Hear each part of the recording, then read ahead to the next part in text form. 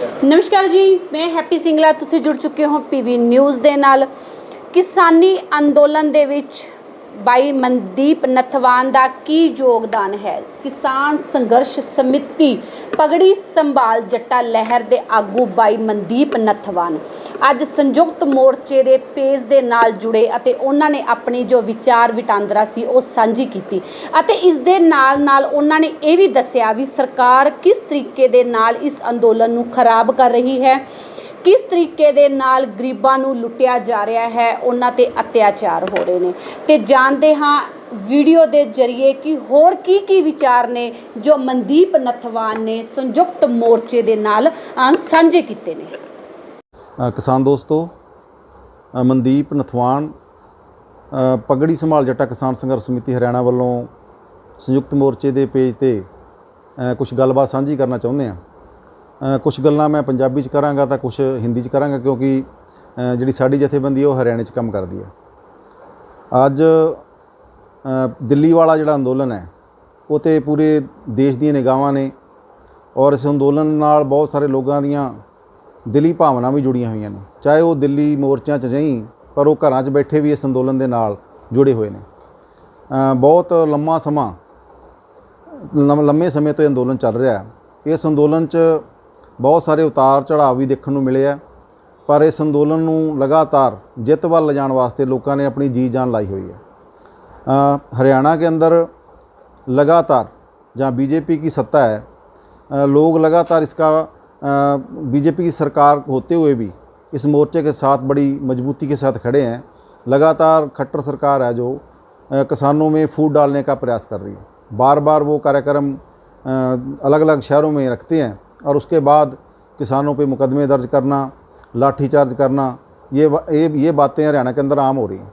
मगर हमें अब ये बातें समझनी पड़ेगी, क्योंकि जो हरियाणा की सरकार है, मैं हरियाणा की बात करूँगा, इस आंदोलन को जातीय रंग देना चाहती है।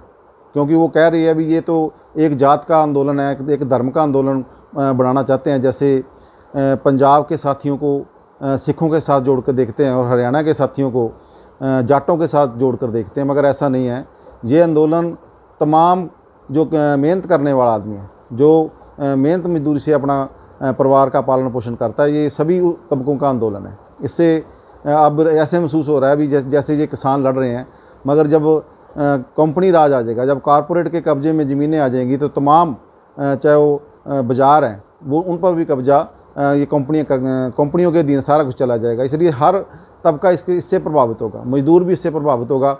जब मंडी ख़त्म होगी तो रिलायंस हमारा जो गेहूँ खरीदेगी तो 2 रुपये किलो जो अनाज बीपीएल पर गरीब परिवारों को मिलता है वो अनाज मिलना बंद हो जाएगा, क्योंकि ये मुनाफे के लिए कंपनियां हमारे से फसल खरीदेगी।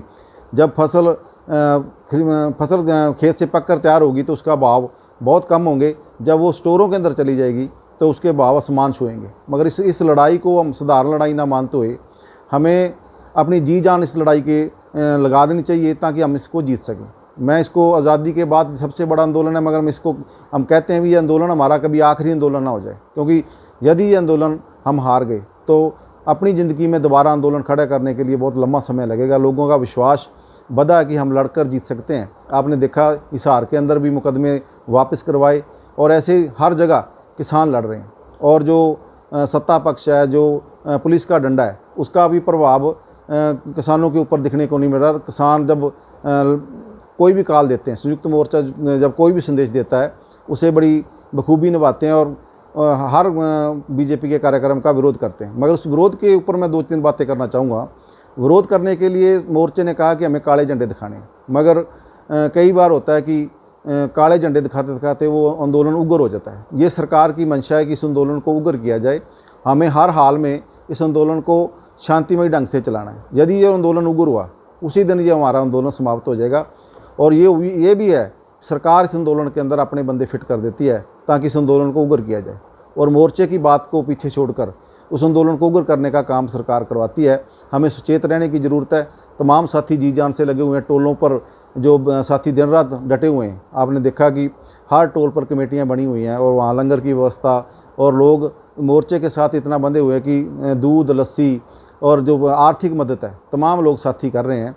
और मैं आप तमाम साथियों से अपने संगठन की तरफ से और ये निवेदन करूंगा कि हमें संयुक्त मोर्चे के अधीन ही चलना चाहिए। आज यदि किसी नेता के खिलाफ हमें मतभेद है तो उसे उन मतभेदों को हमें एक बार बुलाना चाहिए, क्योंकि ये लड़ाई 3 कानूनों के खिलाफ है। ये कानून यदि ये हम लड़ाई जीतने के बाद फिर अपना कोई मनमुटाव हमें दूर कर लेना चाहिए, मगर आज ऐसा कोई काम नहीं हमें करना चाहिए जिससे इस आंदोलन को नुकसान हो, क्योंकि आज सरकार हमारी हर कमजोरी पर निगाह रखे हुए हैं और हमें कोई भी ऐसी गलती नहीं करनी जिससे हमारा आंदोलन बैठ जाए। मैं तमाम साथियों से निवेदन करूंगा कि अब हमने जो धान का सीज़न है वो भी हमारा लग गया और नरमे की गुड़ाई भी हो गई है, बारिश भी अच्छी पड़ी है। हमें अब दिल्ली के बॉर्डरों की तरफ आना चाहिए और ताकि हम दिल्ली मोर्चे को मजबूत बना सकें। और मैं तमाम साथियों से ये निवेदन करूंगा कि आप बड़ी संख्या में दिल्ली के बॉर्डरों की तरफ आएँ और जो संसद मार्च है उसमें भी हमारे साथी भाग ले रहे हैं। और संसद मार्च को संसद जो लगाई जा रही है जंतर मंतर पर, उसे पूरी दुनिया देख रही है। आपने देखा भी जो सरकार जो हमने MP चुन के भेजे हैं, जो सरकार के पक्ष के हैं वो तो हमारी बात नहीं सुन रही, पर विपक्ष भी मजबूरन हमारी बात सुनने के लिए मजबूर हो रहा है, क्योंकि लोगों की आवाज़ है। एक बड़ा आंदोलन बना हुआ है, जन आंदोलन बना हुआ है। हम हर हाल में जीतेंगे, इसी उम्मीद के साथ हमें इस आंदोलन के साथ जुड़े रहना चाहिए। धन्यवाद।